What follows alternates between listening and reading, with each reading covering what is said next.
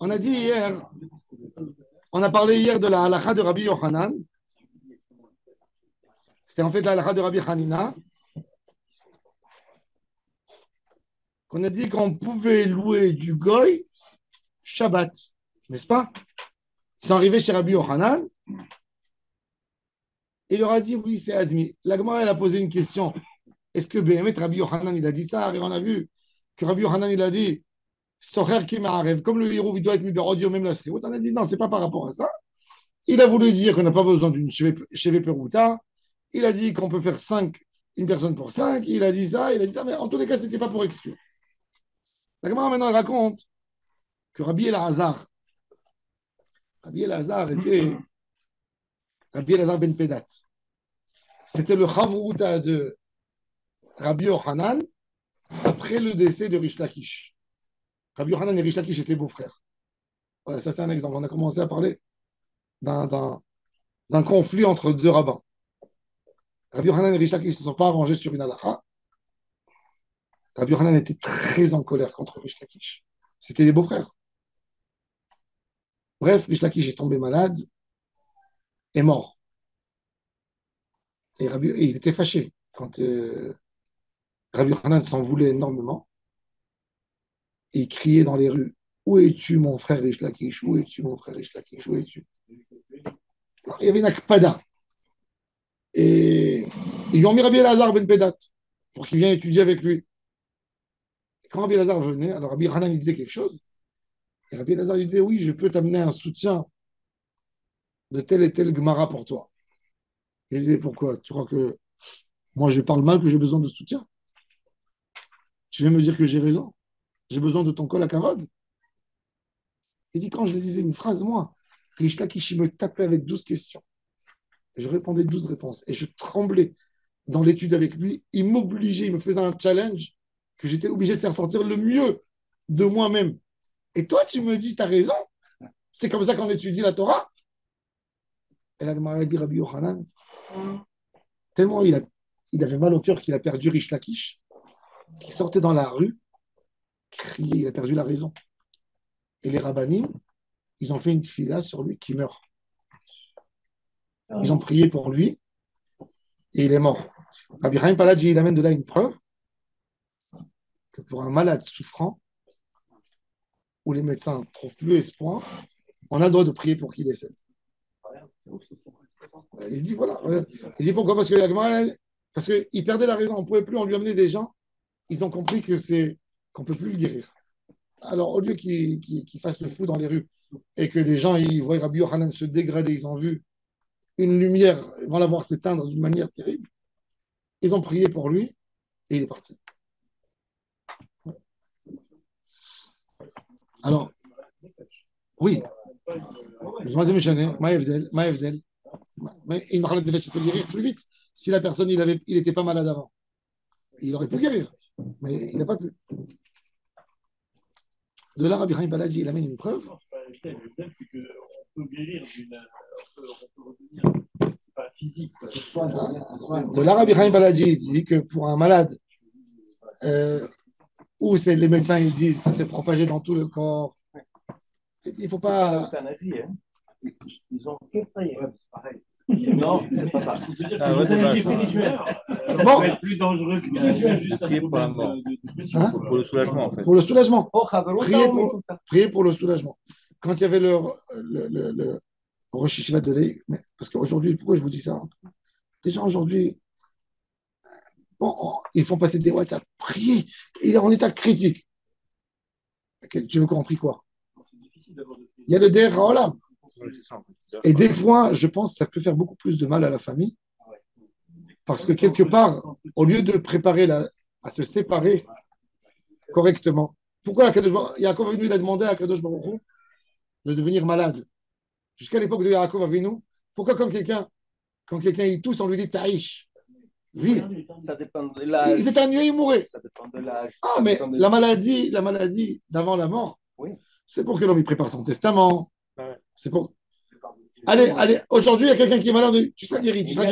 À l'époque, quand quelqu'un il était malade, à Francfort, s'il était 3 jours à la maison, la Chevra Kadisha, il rentrait, 10 personnes, il rentrait 10 personnes, 10 personnes, écoute ça, il rentrait 10 personnes à Francfort. Je vais finir. Non, ils rentraient.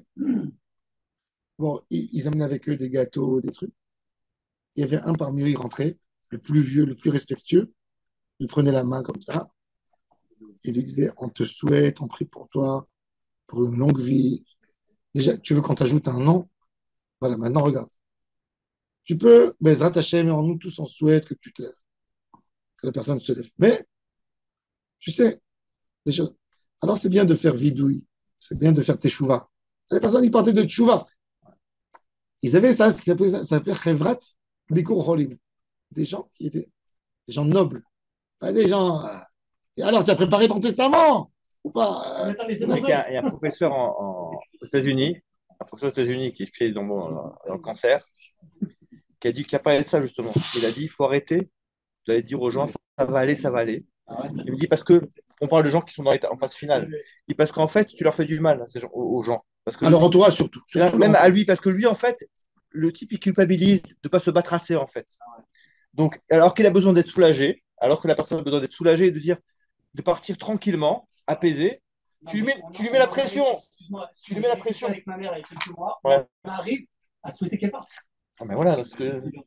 Exactement. C'est ça. Non, il faut Non, mais alléger. parce qu'au début, tu dis, tu t'accroches. Oui, il faut. Tu t'accroches à quoi, À un moment, tu sais pas, comme et il a tu- dit, Non. il faut alléger, il faut alléger le malade en fait. Et la Gemara, elle a félicité la servante de Rabbi Yehuda Anassi. La servante de Rabbi Yehuda Anassi, les élèves étaient dehors, et quand il était mourant, il prenait les chauffards, il criait. Il faisait des stirotes et ça laissait sa neshama. Qu'est-ce qu'elle a fait? Elle est montée sur le toit. Elle a dit El Yonim Mevakshim et Rebi. Les anges en haut, ils demandent Rebi. Les élèves en bas, ils demandent Rebi. Et Rebi souffre. Elle a dit arrêtez. Ils n'arrêtaient pas à crier Slichot, Vayaravo. Elle voyait qu'il souffrait. Elle a pris un tonneau de vin. Elle est montée en haut du toit. Elle a jeté dans la foule. Quand c'est tombé dans la foule, ils ont eu très peur. Ils sont éloignés. Elle a dit je vais jeter encore. Donc ils ont pris comme ça. Ils ont arrêté de prier. Ça n'est jamais parti. Les Chachamim, ils lui ont dit oui. Ils ont dit tu avais raison. Bon, nous, c'est par l'attachement. Oui. Mais c'est humain. C'est humain. Tout est humain. On comprend tout le monde. Mais c'est pas l'essence même de l'euthanasie. Il faut prier. On l'apprend là-bas aussi, effectivement, un bûcheron qui est en train de taper, qui est en train d'abattre un arbre, et l'autre il négocie, c'est-à-dire en train de frapper. Et effectivement, quand le bûcheron il tape, on a le droit d'aller voir le bûcheron et de lui dire d'arrêter, parce qu'en fait, c'est ça qui l'empêche de partir. C'est là qu'on déduit que. Mais en même temps, on a dans la Bible des histoires qui donnent tout à fait le contraire, comme Chizkiyahu Amelech, Exact. qui donne comme Chizkiyahu et comme Amatia. Afilu cherev chadam munachat al tzavaro shel adam. Sauf qu'on peut expliquer que Chizkiyahu Amelech, même que les médecins lui ont dit, On entend. il va mourir. Y a Rav Citron, Zacher Tzadik Levacha, il était mourant. Et lui-même, il témoigne que c'est grâce à Tufilo. Bon, encore une fois, il y a des cas, mais il y a le Der Haolam. Le Der Haolam, quelqu'un qui est malade, il faut le couver avec beaucoup d'amour, beaucoup de. L'accompagner. On fait pareil pour Hachama pour lui. On fait Refoua, et Rabbi Chaim Paladji dit, et quand on finit la tefila, on dit Ve'Hashem atov be'enav ya'aseh. Que Hachem fasse pour le mieux. Aujourd'hui, on a plus, les gens vivent plus longtemps, on arrive à sauver les gens, mais comment ils vont vivre, ça c'est autre chose. Vivre avec Alzheimer, avec une démence, la personne, il ne sait même pas où il est. Mais c'est ça son tout. Ah ouais, il n'y avait pas Son tout petit mais... Qui a dit? Ah ouais. C'est Akadosh Baruch Hu qui a dit. Non. Mais avant, il n'y avait pas tout ça avant. Tu vois bien. Sinon, il aurait pris avant. Alors pourquoi les Chachamim, ils ont prié sur Rabbi Yochanan? Ils l'auraient laissé fou dans les rues. C'est Kafarat Avonot. Non. Et Tu vois quelqu'un, il n'est pas bien. On prie pour que c'est Avonot soit Chaperim avant. Qui ne souffre pas. Il faut prier qu'il ne souffre pas. Il faut prier qu'il ne souffre pas. C'est la médecine qui fait que tu permets de maintenir quelqu'un en. Finalement, avant, le jeune mec qui était malade, il partait. Avant, les gens, ils mouraient 70 ans, quelques années après la retraite. Aujourd'hui, il y a tellement de choses. Mais il y a tellement de maladies qu'on n'a jamais connues avant. La démence, l'Alzheimer. Qui c'est qu'il y avait à l'époque? Il n'y a pas Alzheimer à 65 ans, 70 ans. Aujourd'hui, les gens, ils vivent 80 ans. 85. Il ne sait pas qui il est.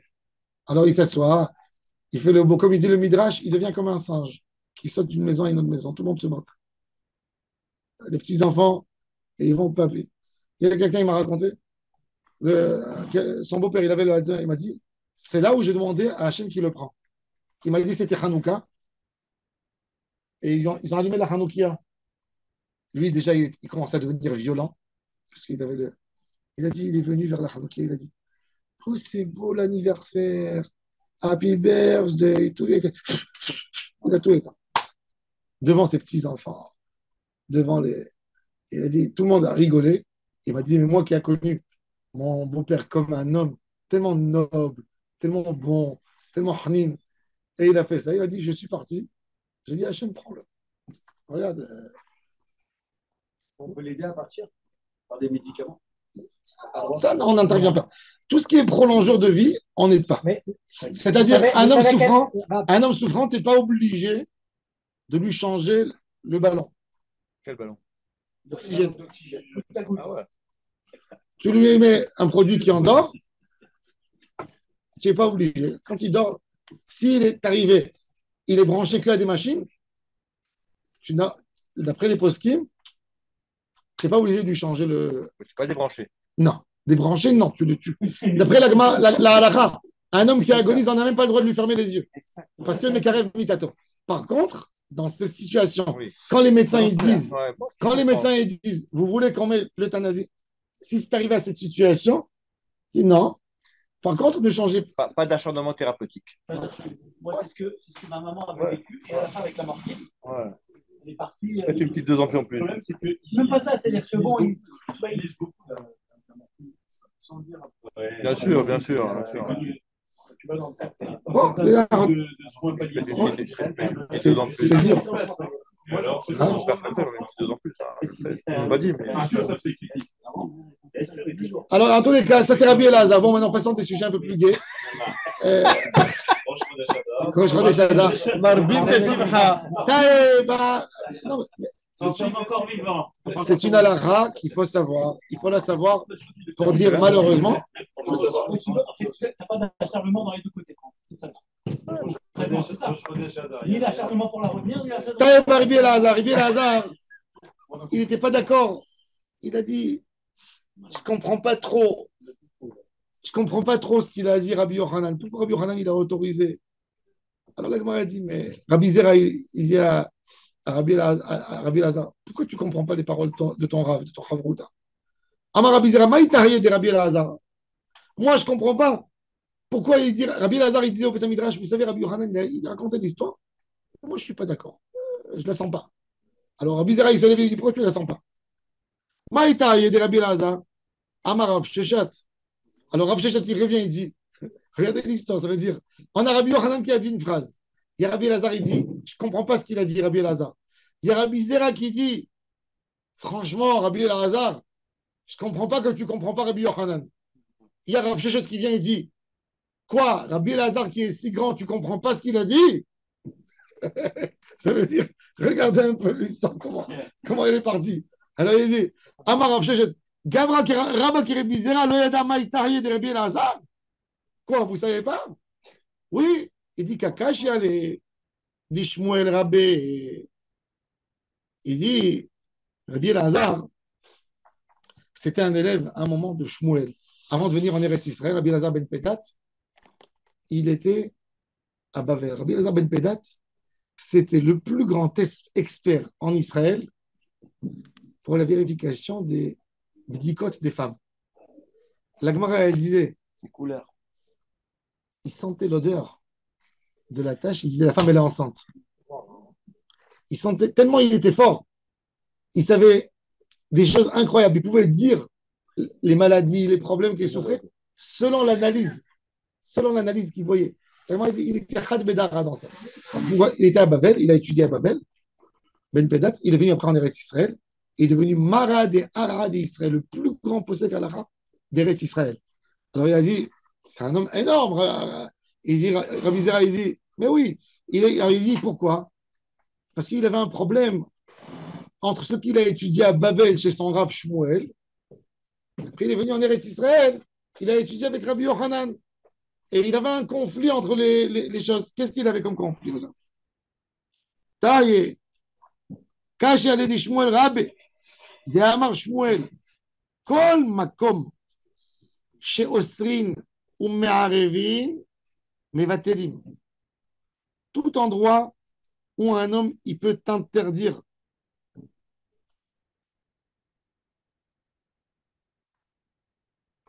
Il peut t'interdire le tiltoul. Ou Me'arevin en fait un hirouv. Eh bien, Shabbat, c'est admis de faire un bitoul. C'est-à-dire, il y a quelqu'un qui avait oublié, comme on a mentionné, il a oublié de donner son hirouv avant Shabbat. Alors, il y avait Osrim, il y a Me'arevin. Eh bien, qu'est-ce qu'il fait dans ce cas? Il dit, je suis Mevatel Maréchou. Je n'ai pas de propriété. Shabbat. Bitoul. Le bitoul, il se fait. Lui-même, Lui, il ne pourra pas. Mais il peut les aider. Mevatelim. Mais il peut être invité chez quelqu'un d'autre. Il peut manger chez lui. Oui. s'il ne porte pas à partir du moment d'un chili à l'autre. Et les autres, ils peuvent porter pour lui. Kol makom she'osrim ou me'arevin mevatelim. Me'arevin ve'en osrim. Dans les cas où on fait un hirouv, mais ça n'interdit pas. Ou osrim ve'en me'arevin, où ils interdisent, mais ils ne font pas de hirouv. En mevatelim. Il n'y a pas de notion de bitoul. Si son roi il parlait, il a le droit de leur demander de faire pour lui tout seul. Oui, dans certains cas. Kol makom she'osrin ou me'arevin, mevatelim. Dans tout endroit, Ça nous apporte le dernier aussi, osrin, on est osser, mais mais on ne peut pas faire, on va voir, ils ne peuvent pas faire le hirouv. La Gemara va expliquer dans quel cas. Deux cours, on va voir tout de suite. Kegon, en mevatelim. Kol makom she'osrin ou me'arevin, mevatelim. Kegon, שתי חצרות, זו לפנים מזו, מערבין, ils font un hirouv, ואין אוסרים. Alors, אין מבטלים. Il dit, il y a deux cours. Zou לפנים מזו. Le premier, le premier, il a envie de sortir. Les gens qui sont dans la cour interne, ils font le hirouv avec les gens de la cour externe pour pouvoir porter. Maintenant, les gens de la cour externe n'ont pas besoin de rentrer dans la cour interne. Alors, ça s'appelle Me'arevin, mais Nosrim. Il n'est pas resserre, celui de l'extérieur. Il n'est pas resserre sur celui de l'intérieur. Il ne rentre jamais chez lui. En Mevatelin,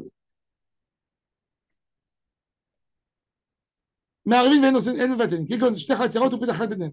Osrim, ve'en Me'arevin, En Mevatelin, les Touyemai. Qu'est-ce qu'il vient inclure? Qui sont osser, mais ils ne peuvent pas faire de hirouv. La Touyemai, Maïlav, la Touyenochri.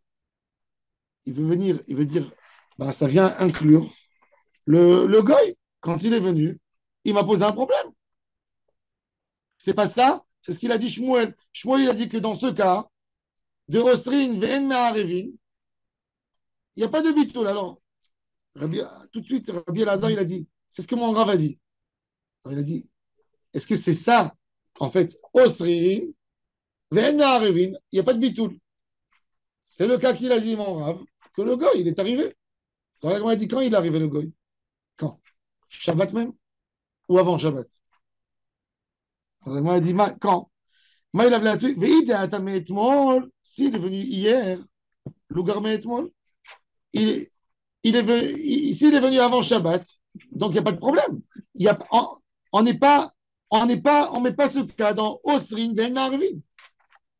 Et là, des Atab et Shabbat. Vadaï qu'il est venu Shabbat. Et sur ce cas, Shmuel a dit Osrin Ben Marvin, il y a un Issour. On ne peut pas faire de Hirouf Shabbat. Eh bien, En Mevatelim, personne des Juifs, il pourrait être Mevatel sa réchoute pour faire une seule réchoute. Shma Mina, la Gemara a dit la raison. Et les paroles de Shmuel, ils ont été acceptées au Beth Midrash. C'est pour ça que Rabbi Elazar, il ne voulait pas accepter les paroles de Rabbi Yochanan. Parce que son Rav, ses paroles ont été d'accord, tout le monde a été d'accord avec cette règle qu'il a dit à Babel. Moi, tu peux développer? Oui. Non, c'est vrai, sur les deux trucs, c'est important. Shmuel, il a donné une règle. Il a dit à tout le monde, est-ce qu'il y a un opposant? Ils lui ont dit non. Qu'est-ce qu'il a dit? Il a dit, quand j'arrive dans une circonstance où il y a un issour de transporter. L'autre problème, c'est que je ne peux pas non plus faire le hirouf pendant le Shabbat.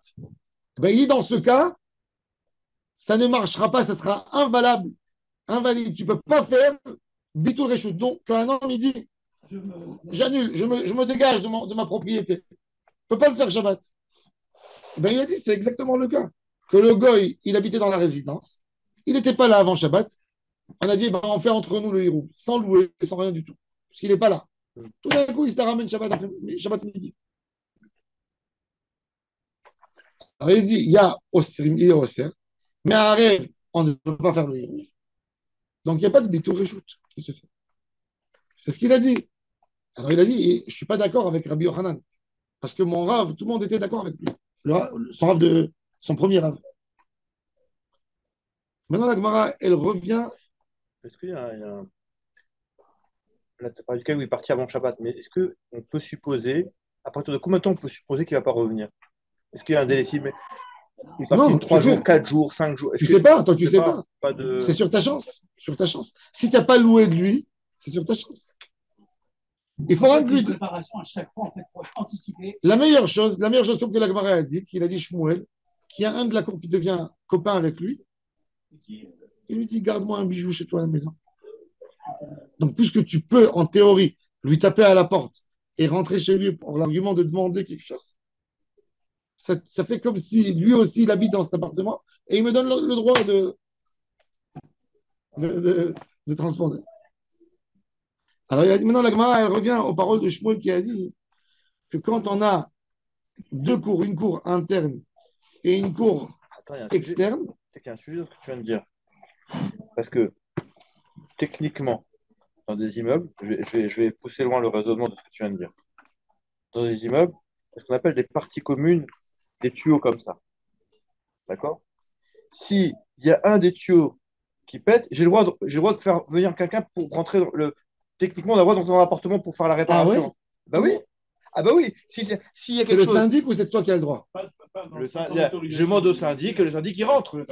Tu peux pas Mais, rentrer comme non, mais ça. s'il y a un truc, ça appartient, la partie commune, elle appartient à l'immeuble, elle n'appartient pas au type. Oui, mais tu peux pas. Oui, mais est-ce que tu peux rentrer intervenir chez lui Techniquement, s'il n'est pas là, oui. dans son toilette? S'il n'est pas là, C'est que les pompiers qui rentrent. Ouais. oui, ben, je peux demander de rentrer. En tout cas, quelle impulsion qui va faire qu'on va faire demander aux pompiers de rentrer? C'est toi? Non, Myanmar, c'est toi. C'est peut-être le pompier c'est toi. pour ne pas faire un dégât dans la communauté. Donc, si le pompier t'a pas loué l'endroit, tu ne peux pas. Vous savez, c'est intéressant. En Israël, le pompier n'a pas le droit de rentrer. Ah non? Non. C'est le feu. Si elle le fait, c'est quelque chose d'autre. C'est uniquement aussi. Mais- Il ne peut pas rentrer comme ça. Il faut qu'il y ait un danger avéré. Parce que l'eau, il la ferme. Il la ferme. L'eau, il la Ça, oui. Mais qui c'est qui paye la porte? C'est la personne. Non, l'assurance. C'est l'assurance. Il y a pas d'assurance. S'il n'y a pas d'assurance, Rien. Ah, il cherche. qu'est-ce que ça veut dire? Il y a pas. En Israël, tu n'es pas obligé d'avoir une Il y a pas assurance. obligé, même. En Israël, un homme, il a un bien, il n'y a pas d'assurance. C'est vrai. Il y a beaucoup de choses, c'est des fous. Mais peut-être les assureurs ne veulent pas aussi Les assurer. Hein. missiles, c'est par l'État qui est payé. Les missiles, c'est pas évident. C'est l'État Ouais. qui paye. Ça dépend. Qu'est-ce que l'État il te donne? Courage. Ça se partage, ça dépend. Si tu as l'assurance sur une partie, ça dépend sur les biens. Par exemple, il y a un endroit qui a été interdit parce qu'il y a eu un missile qui est tombé, d'accord? Il y a un missile, il est tombé. L'État, qu'est-ce qu'il vient? Il te dit, je paye le dégât du missile. Il a cassé un mur. Qui c'est qui paye s'il y a eu des envahisseurs qui sont rentrés ou des voleurs, ils ont vidé l'appartement? Voilà. Tu sais que d'après la loi, c'est fou. J'ai lu ça, un truc de fou. Un homme à Ashkelon, maintenant dans les trucs, ils lui ont descendu l'immeuble. C'est-à-dire l'immeuble, il a été cassé de partout À cause d'un missile. à cause des missiles. Il a appelé l'assurance, ils lui ont dit, on ne te payera pas ce qu'il y a dans ton marsan et dans les choses.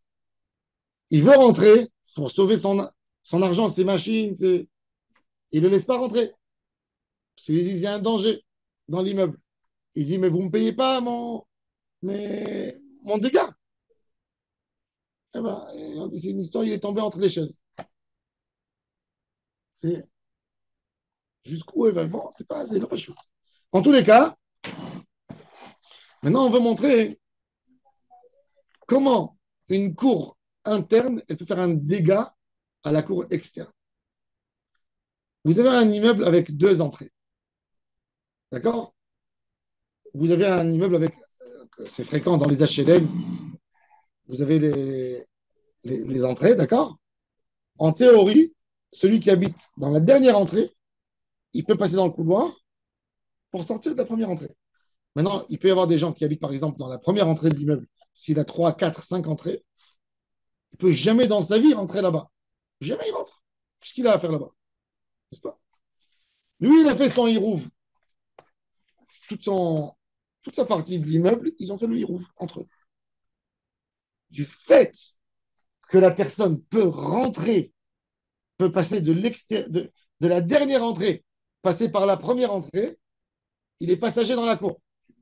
Est-ce que le fait qu'il est passager dans la cour et il peut rentrer toujours par là-bas, est-ce que ça s'appelle un voisin qui m'interdit mon hirouv? Ça veut dire que si je n'ai pas pris de lui, mon hirouv est parti.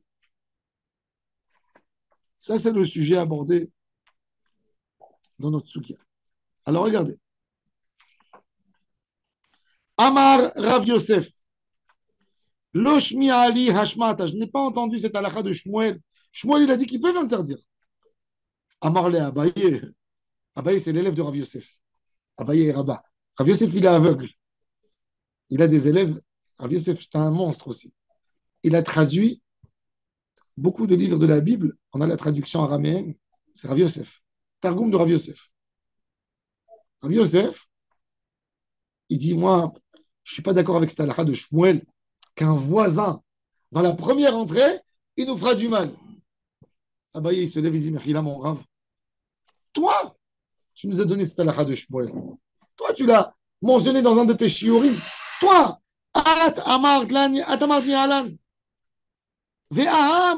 sur ce sujet, à propos de ce sujet, tu nous as dit. Ve'amar Shmuel, en bitul reshut, mechatzer lechatzer, ve'en bitul reshut, bechorba. Shmuel, il a dit que tout le inyan de bitul reshut, il est que dans un seul immeuble. C'est-à-dire, tu as un immeuble, il y a un des voisins, il a oublié, avant Shabbat, il a oublié de donner le hirou. Les voisins, ils lui disent, ah, à cause de toi, personne de nous peut. Tu nous as mis l'angoisse. Qu'est-ce qu'il leur dit? Merci là. Je fais mon bitul reshoot. J'annule ma propriété. Vous aurez le droit. Ne vous inquiétez pas. Est-ce que dans deux rentrées, qu'il y a un monsieur qui a l'habitude de passer, il fait le couloir que personne passe? Parce que tout le monde descend par leurs escaliers. Mais lui, il a l'habitude de raccourcir par cet immeuble. Est-ce que lui, s'il n'a pas participé dans le hirouv, s'il annule sa propriété à lui dans l'autre immeuble, est-ce qu'il peut nous autoriser à nous tous, puisque nous on a fait dans notre hirouv, est-ce qu'il peut nous autoriser à prendre quelque chose? Vous avez compris le cas? Alors Shmuel, il a dit, non, il ne peut pas faire un bitoul. Et c'est ce qu'il dit à Abaye, il reproche à son Rav Yosef, toi, tu nous as enseigné cette halakha. Alors maintenant, qu'est-ce que tu dis? Je ne l'ai pas compris. Je ne suis pas d'accord. Je ne la vois pas. Toi, tu nous as dit ça. Toi, tu étais en train de donner un chiot. Tu as donné cette halakha, je me rappelle. Je lui dis. Hein? Rav Yosef, à un moment, il avait oublié. Mais il a repris. Il avait fait, il était tombé. Et il a fait comment on dit, un blackout. Après, il est revenu. La Gemara a dit, répétez. Alors, il lui dit, toi, tu nous l'as dit. maintenant, ואמרת לנהלן, כי אמר שמואל, אין ביטול רשות מחצר לחצר, לא אמרן, אלא שתי חצרות ופתח אחד ביניהם. Tout ça, c'est quand les khatirot n'interdisent pas, quand il y a un pétard. Vous avez le dessin? Ouais, peut-être. Oui. Non, non, non, non, non, non, non. Pas là, c'est là. Ah.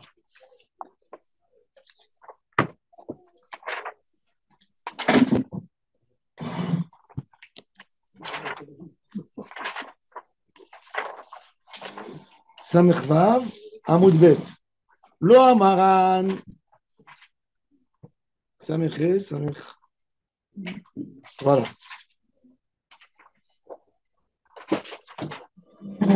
Regardez Regardez l'option du dessin, hein.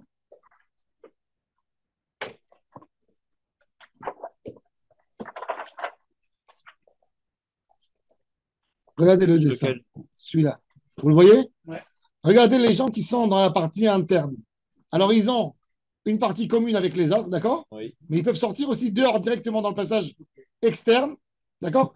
Alors, ce monsieur, lui, il décide toujours de passer par l'intérieur. Un monsieur, il décide. Mais il a une option pour sortir à l'extérieur. Oui. Il n'a pas besoin de les embêter.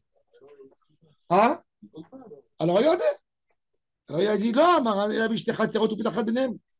alors là, il fait un problème. Aval, Zulifni Mizou, Mitorche Osri, mais quand on a le deuxième schéma qui est. Quand on a le deuxième schéma qui est celui-là.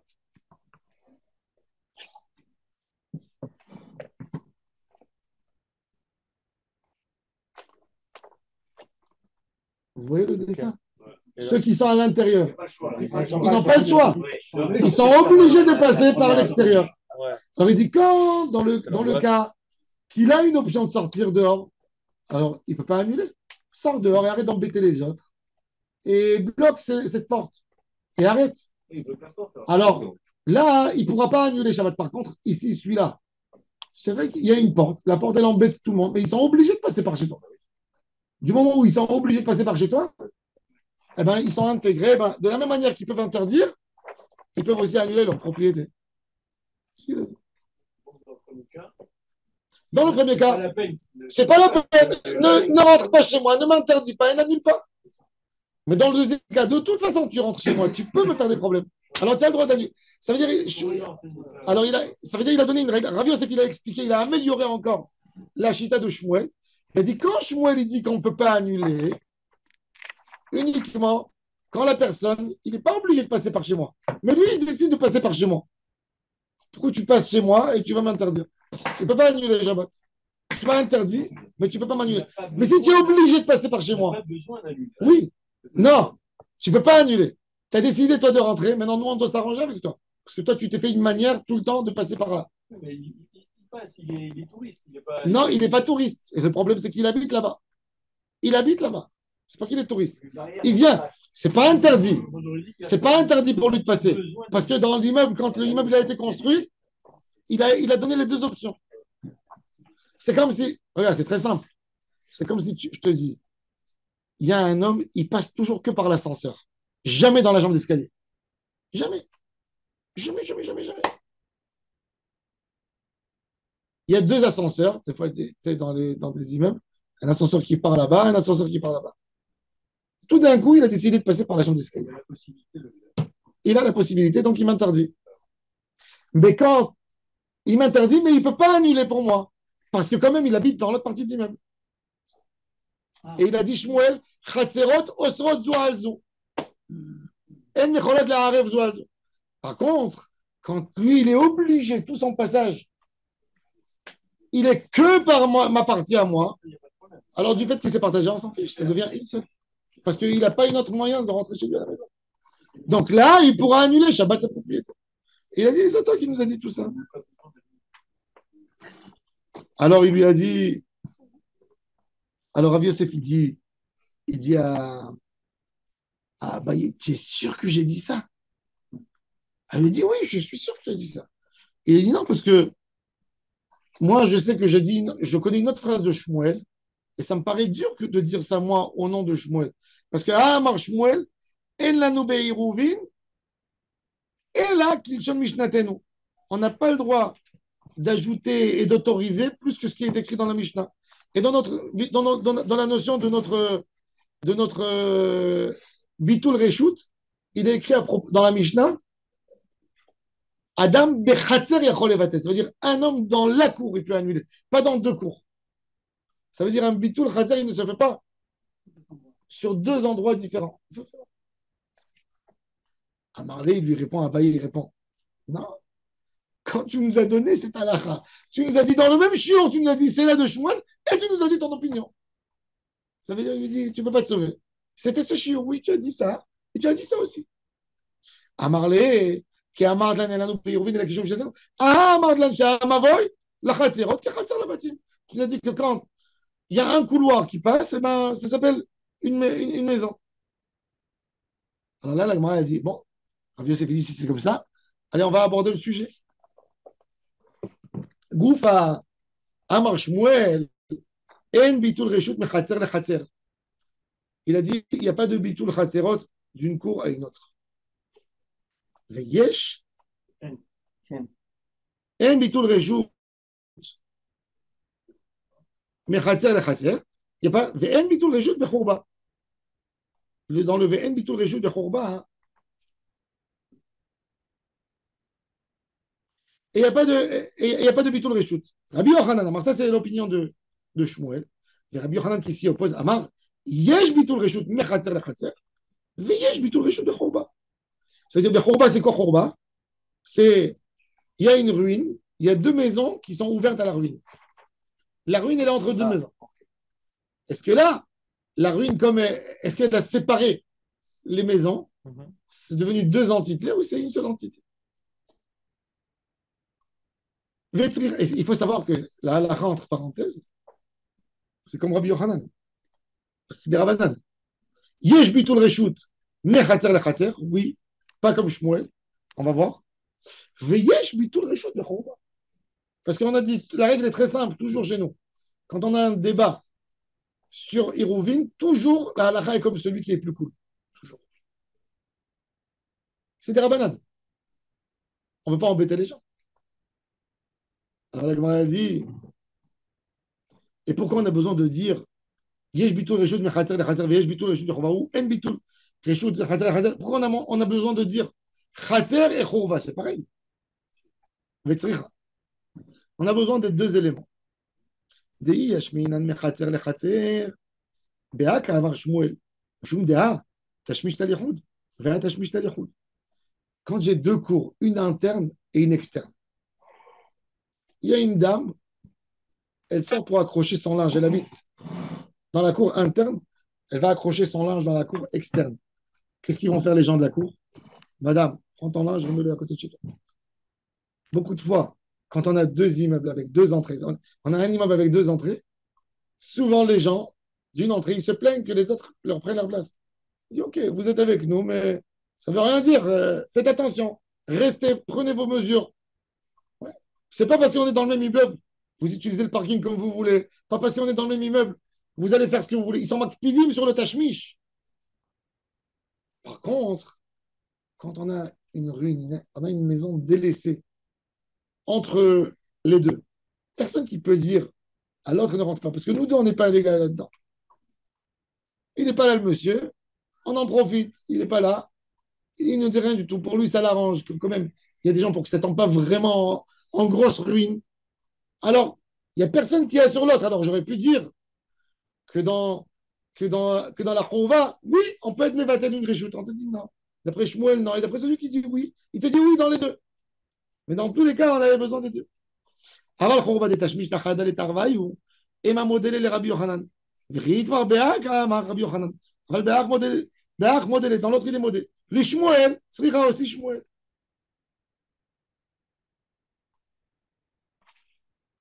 Amar